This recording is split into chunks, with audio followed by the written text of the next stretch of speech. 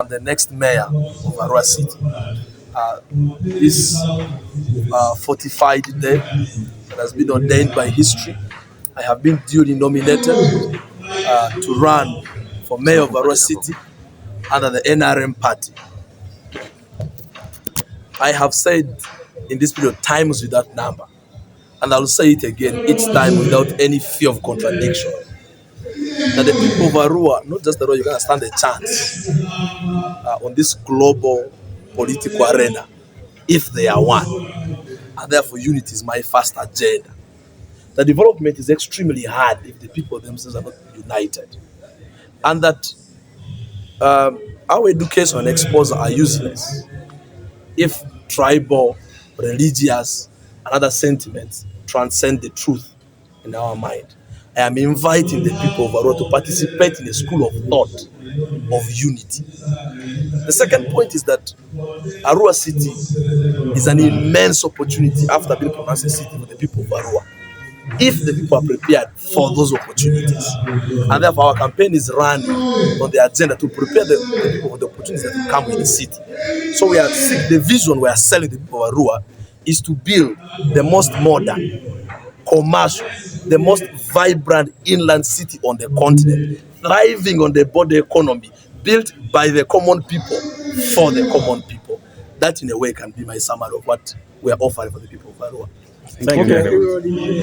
I've often told the young people, not just of Arua but of this country, that a monkey cannot decide a case where a forest is involved, because the monkey will be compromised. Second, on the political table, you are either a diner or the one being dined on.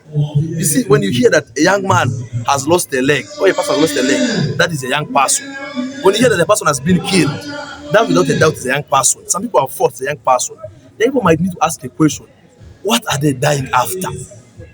And the answer to that question is that on the political table, the young people have been what has been dined on. The ones they use for campaigns, the ones who run around, the ones who are used to put posters. But what do the young people exactly benefit? And perhaps that, for me, should be a national question to every young person. But precisely the people of Arua is that in Arua we have a significant percentage of people, of young people who didn't go to school or stopped at a level that cannot be employed.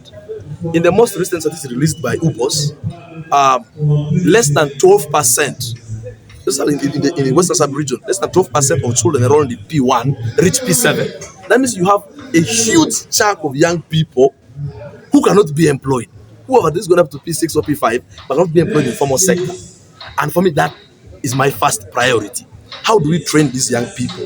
There's no significant government technical institution in the entire IEV, which is the biggest division of my two divisions I will be handling. So can we establish major government technical institutions to empower the young people to train? Because you see, you cannot, if you give a fish to climb a tree, it will live its whole life believing it's a fool. It's only when you put a fish in the water that you realize that the fish is actually somebody.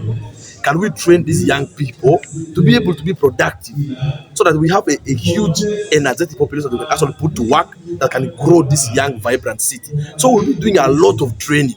And like I have said, I don't think it requires English to package biscuits. I don't think it requires English to put one brick on top of the other. What I'm saying is that there's a chance, an opportunity for everybody if the people are prepared for those opportunities. So we'll be prepared young people formally or informally through training. And when the training is done, we will then attract investment, which will find them prepared to tap into those opportunities. So the young people of Arua couldn't be better under our governance. One of the young people said, when a man lacks political stamina or intellect, he runs to his ethnicity. Now, those the things of the sentiments of ethnicity, of religion are so petty that they should be beneath any reasonable leader. But look, those are our realities. To ignore them will be foolhardy. I recognize them.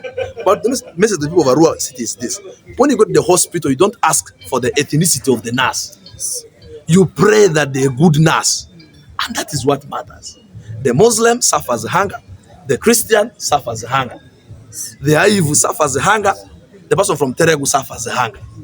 The poverty in Adumi is just as aching as the poverty in Ireke.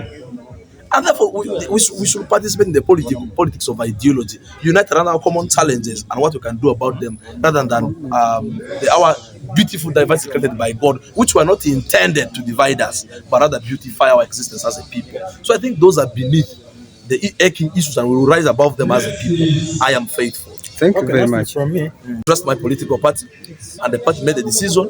I will subject myself to it, and I'll hope for the very best. Yes. Okay.